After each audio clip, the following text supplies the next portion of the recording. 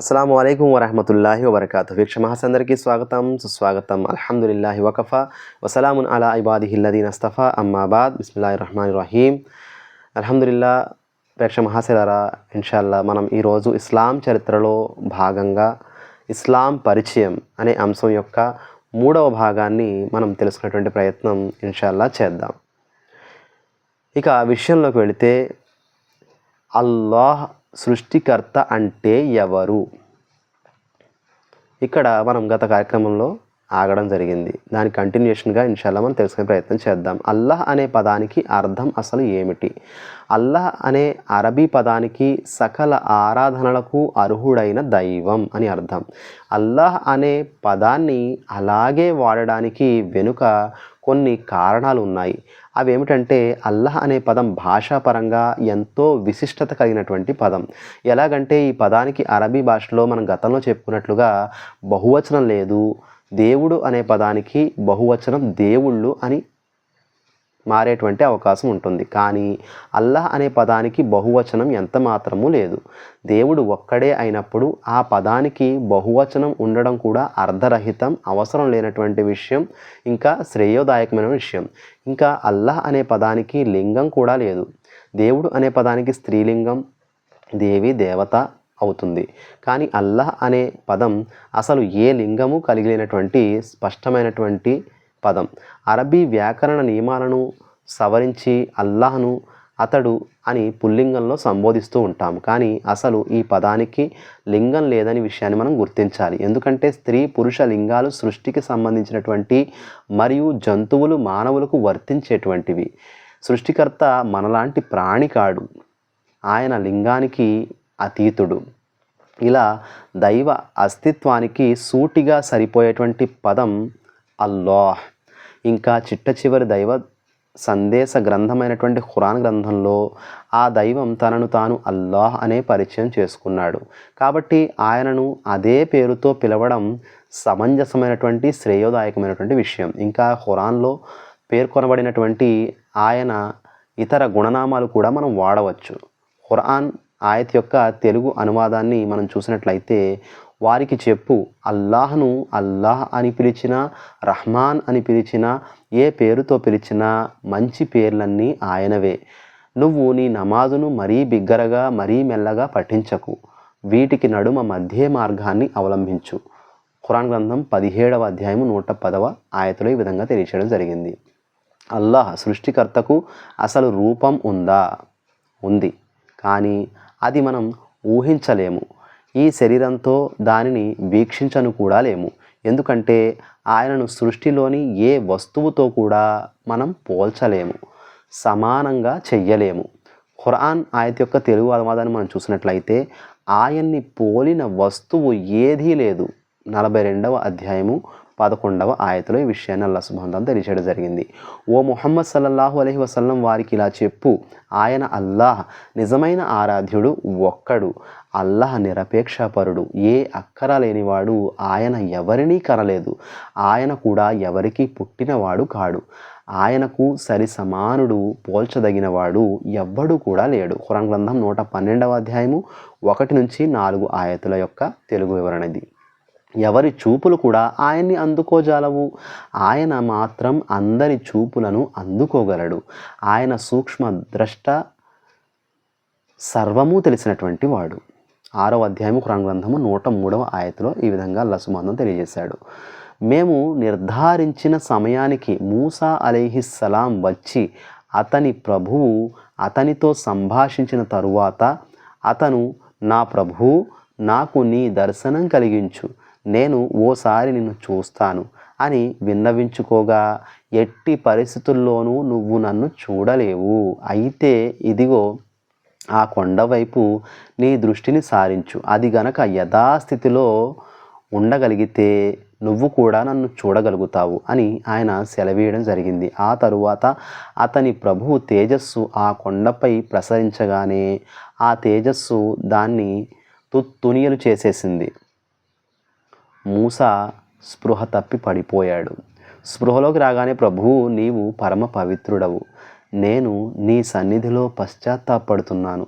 అందరికన్నా ముందు నేనే నిన్ను విశ్వసిస్తున్నాను అని సవినయంగా మనవి చేసుకున్నాడు. ఖురాన్ గ్రంథం 7వ అధ్యాయము 143వ ఆయతలో మీరు ఈ విషయాన్ని చూడవచ్చు.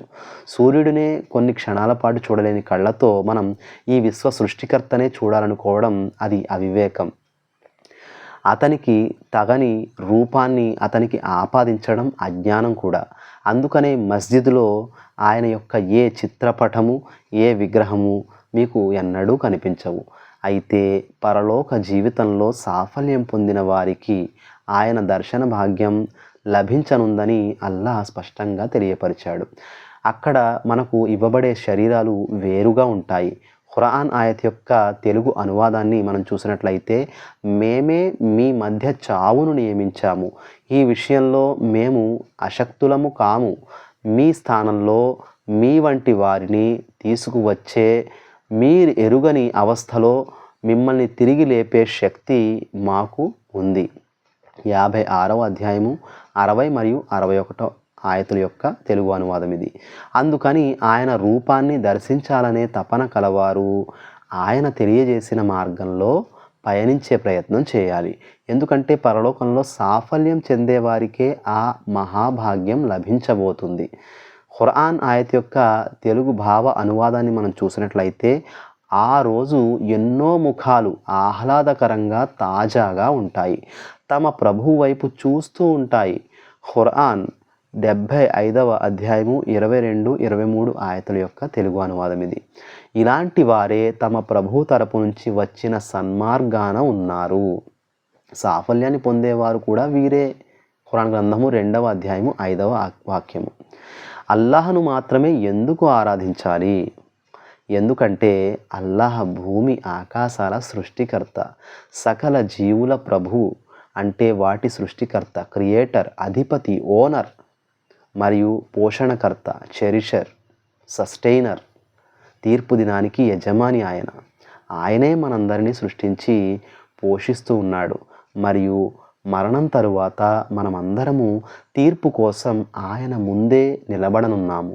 అందుకనే సకల ఆరాధనలకు అర్హత కేవలం ఆ ఒక్క అల్లాహకు తప్ప మరెవరికీ లేదు, ఆయనకు మాత్రమే ఉంది. మరి ఆయనను ఇక్కడ ఎలా ఆరాధించాలి?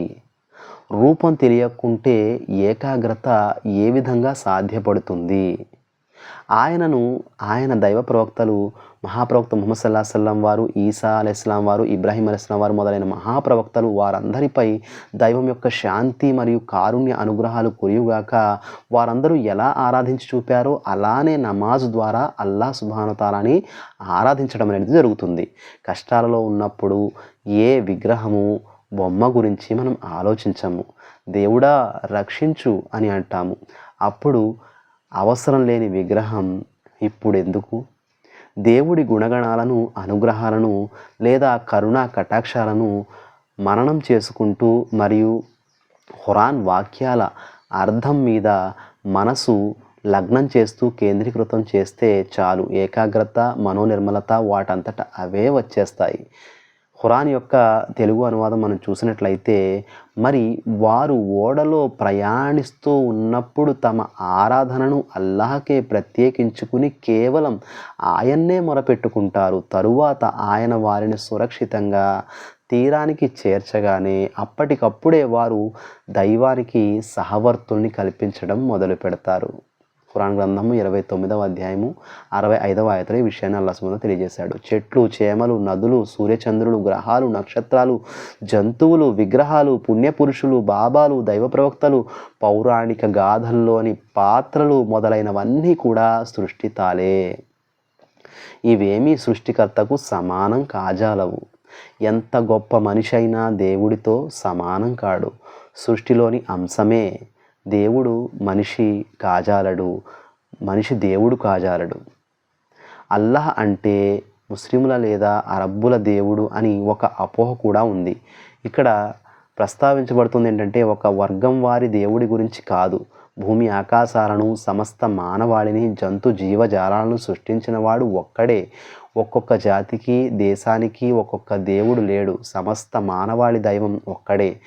ఆ దైవానికి మనం అతడి ఆజ్ఞలకు వ్యతిరేకంగా అనేక రూపాలు అస్తిత్వాలు కల్పించుకొని అజ్ఞానంతో మతాలుగా విడిపోయి విభేదాల్లో పడిపోయాము. దైవానికి అనేక రూపాలను కల్పించుకోవడాన్ని దైవం తరపు నుండి ఏ ప్రమాణము లేకపోయినా మానవ కల్పిత సిద్ధాంతాల ద్వారా సమర్థించుకుంటూ ఉన్నాము. ఈ అంధకారం నుంచి బయటపడి దైవాన్ని గుర్తించవలసిన రీతిలో గుర్తించి ఏకే స్వరూపాసన ద్వారా మాత్రమే మానవాళి ఐక్యత, సమానత్వం, శాంతి సాధ్యపడతాయి. అందుకని ఇక్కడ ఎవరి దేవుడు గొప్ప అనేది చర్చ కాదు. కల్పిత దైవాల ద్వారా దేవుడి గొప్పతనాన్ని ఎలా కూలగొడుతున్నామో అనేది ఆలోచించుకోవాలి. సృష్టిని కాదు, సృష్టికర్తనే ఆరాధించండి. ఇదే మోక్ష మార్గం.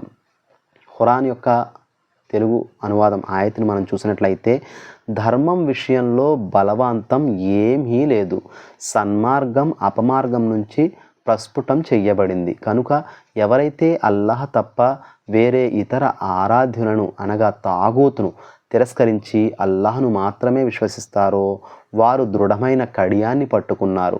అది ఎన్నటికీ తెగిపోదు. అల్లాహ్ సర్వం వినేవాడు, సర్వము తెలిసినవాడు. ఖురాన్ గ్రంథం 2వ అధ్యాయము 256వ ఆయత్. నిస్సందేహంగా ఇస్లాం మాత్రమే అల్లాహ్ వద్ద సమ్మతమైనటువంటి ధర్మం. ఖురాన్ గ్రంథము 3వ అధ్యాయము 19వ ఆయత్. ఎవరైనా ఇస్లాంను కాకుండా మరో ధర్మాన్ని అన్వేషిస్తే అతని ధర్మం ఎంత మాత్రమూ స్వీకరించబడదు. అలాంటి వ్యక్తి పరలోకంలో నష్టపోయే వారిలో చేరిపోతాడు. ఖురాన్ గ్రంథము 3వ అధ్యాయము 85వ ఆయత్. తన సృష్టికర్తను విశ్వసించే స్వాభావిక విశ్వాసంతో ప్రతి మానవుడు సృష్టించబడతాడు. దీని గురించి అతడు ముందుగా ఆలోచించవలసిన అవసరం లేక నేర్చుకోవలసిన అవసరం లేదు. మార్గభ్రష్టత్వంలో పడిపోయిన వారు తప్ప మరెవ్వరూ ఈ సహజ సిద్ధమైన దైవ విశ్వాసం నుండి మరలిపోరు. దీని గురించి ప్రవక్త ముహమ్మద్ సల్లల్లాహు అలైహి వసల్లం వారు ఈ విధంగా బోధించడం జరిగింది. ఫిత్రా అంటే మానవుడి స్వాభావిక ఏకదైవ విశ్వాస స్థితిలో కాకుండా ఏ బిడ్డ కూడా జన్మించడు. అయితే అతని తల్లిదండ్రులు అతడిని యూదుడిగానో, క్రైస్తవుడిగానో లేక అగ్ని పూజారిగానో చేసి వేస్తారు. సహీ బుఖారీ మరియు సహీ ముస్లిం గ్రంథంలో ఈ హదీస్ తెలియపరచబడింది. ఇస్లాం అంటే ఏమిటి, అల్లాహ్ సృష్టికర్త అంటే ఎవరు అనే అంశాల గురించి సవివరంగా తెలుసుకున్న తరువాత భూమి ఆకాశాలను మరియు సమస్త విశ్వాన్ని సృష్టించిన సృష్టికర్త ఉన్నాడా లేక అవి వాటికవే ఉనికిలోకి వచ్చేసాయా అనే అంశం గురించి ఇన్షాల్లా రేపు వచ్చేటువంటి భాగంలో తెలుసుకునేటువంటి ప్రయత్నం చేద్దాం. అప్పటి వరకు అస్సలాము అలైకుం వరహమతుల్లాహి వబరకాతుహు.